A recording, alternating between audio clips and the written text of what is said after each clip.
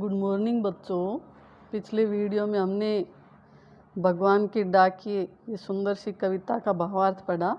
आज हम इसके क्वेश्चन आंसर देखेंगे और शब्दार्थ। महादेश यानी विशाल देश, बाँचते यानी पढ़ते हैं। ठीक है। कविता एवं कवि का नाम लिखिए। कविता का नाम क्या है? भगवान के डाकिए। और इसके कवि का नाम क्या है?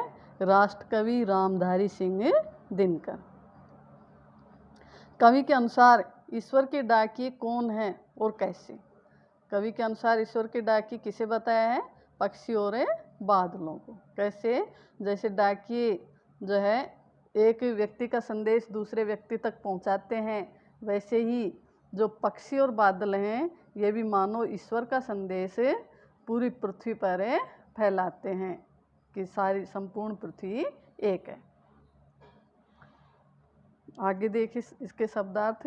सेकंड वाले के आंकना, मूल्यांकन करना या हिसाब लगाना।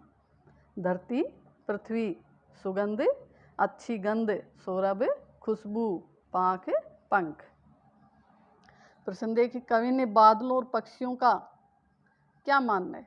कवि के अनुसार बादल और पक्षी क्या हैं? ईश्वर के डाकिए हैं जो संपूर्ण पृथ्वी पर एकता का, मानवता का संदेश फैलाते हैं। बादल और पक्षी के संदेश को मनुष्य क्या समझता है?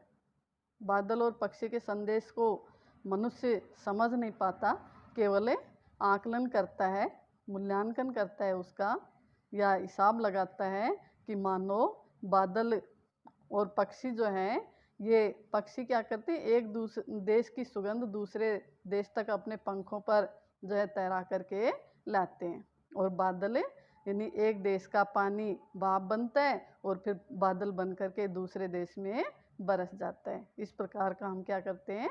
आकलन करते हैं।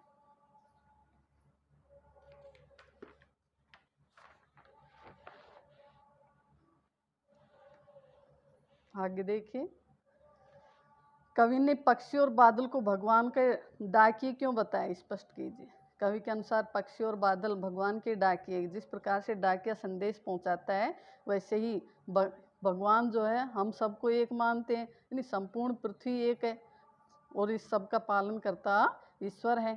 तो वो ईश्वर हम सबको एक मानते हैं, सबको समान रूप से जो है सबके साथ व्यवहार करते हैं। तो पक्षी और बादल जो है उस भगवान के इस संदेश को हमारे तक पहुंचाते हैं, क्योंकि पक्षी भी जो है देश की सीमाओं को नहीं मानते, जहाँ मन किया वहाँ चले जाते हैं। और ऐसे ही बादल हैं, ये भी देश की सीमाओं को नहीं मानते, जहाँ मन किया वहाँ जाकर बरसने लगते हैं। तो ये ईश्वर का संदेश दे रहे हैं कि संपूर्ण पृथ्वी एक है, हम सब एक है। पक्षी और बादल द्वारा लाई गई चिट्ठियों को कौन कौन पढ़ पाते हैं? सोच कर लिखिए। कविता में बताया कि पक्षी और बादल जो चिट्ठियां लाते हैं उसे हम मनुष्य तो नहीं पढ़ पाते उसके संदेश को, लेकिन पेड़ पौधे, पर्वत, पानी, नदियाँ, यानी ये वातावरण उसको पढ़ लेता है, अर्थात उसके लाए हुए संदेश को समझ जाता है, और वो भी जो है सबके साथ समानता का व्यवहार करते हैं।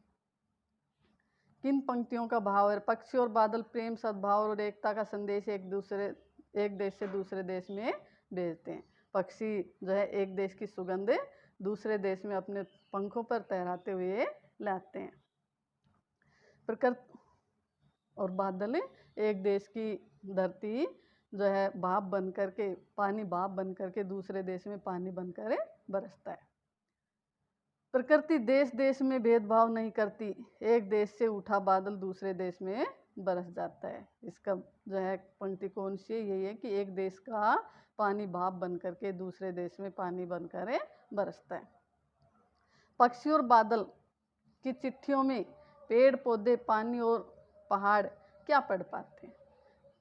जो पक्षी और बादल जो चिट्ठियां लाते हैं उसमें पेड़ पौधे, पानी और पहाड़ क्या पढ़ पाते हैं?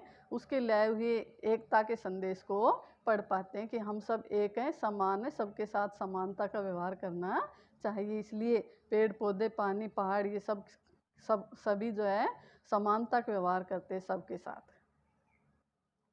एक देश की धरती दूसरे देश को सुगंध भेजती है। कथन का भाव स्पष्ट कीजिए। यानी एक देश की संस्कृति, वहाँ के अच्छे विचार, वहाँ की जो है वेशभूषा, रहन सहन, यानी एक देश के जो अच्छाइयाँ हैं वो अच्छाइयाँ दूसरे देश में पहुँचती रहती हैं। इसका भावार्थ यही निकलता है कि एक देश की जो सुगंध है, यानी वहाँ की जो अच्छाइयाँ हैं, जो सर्वश्रेष्ठ गुण हैं, वो दूसरे देश में अनायास ही जो है चले जाते हैं या फैल जाते हैं।